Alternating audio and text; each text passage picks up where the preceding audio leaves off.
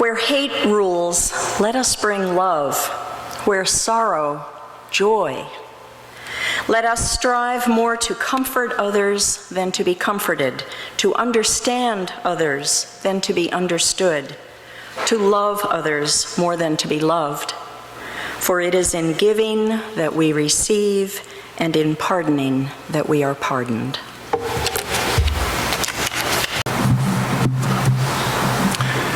Chances are you've experienced transgressions against you. They have come from well-meaning helpers, parents who are sure they know what's best for you, oblivious friends, stressed-out caretakers, children who disappoint, bosses who have their own agenda, or simply people with a mean streak. Humans get hurt and offended. That is part of being human.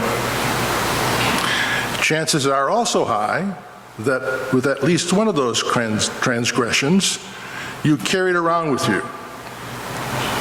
Perhaps you sometimes catch the bitterness in your tone. Maybe you've taken petty revenge and hate yourself for it. Perhaps you plot revenge on a larger scale, while at the same time, you don't like the way your mind is working. Perhaps the problem occurred in the past. Maybe you are divorced and cannot get past the resentment. Maybe your father died without giving you a chance to make things right with him. You want to forgive. You need to forgive. Perhaps you are in an ongoing relationship that has gone sour at home, at work, or with a romantic partner. You have invested in that relationship and you don't want to give it up.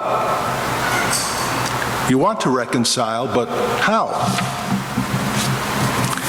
Forgiveness and reconciliation are not simple. They require courage, commitment, and conscious effort. But if you are willing, there are great relational treasures to be given, and sometimes to be received, when you forgive and try to reconcile.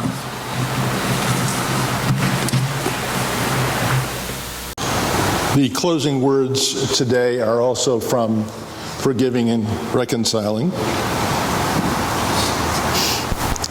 Forgiveness requires both letting go and pulling toward. A forgiver must release the resentment, hatred, and bitterness of forgiveness. A forgiver must release the desire to avoid or to seek revenge against the perpetrator. But the act of forgiving, of reaching out toward the perpetrator, is sharper.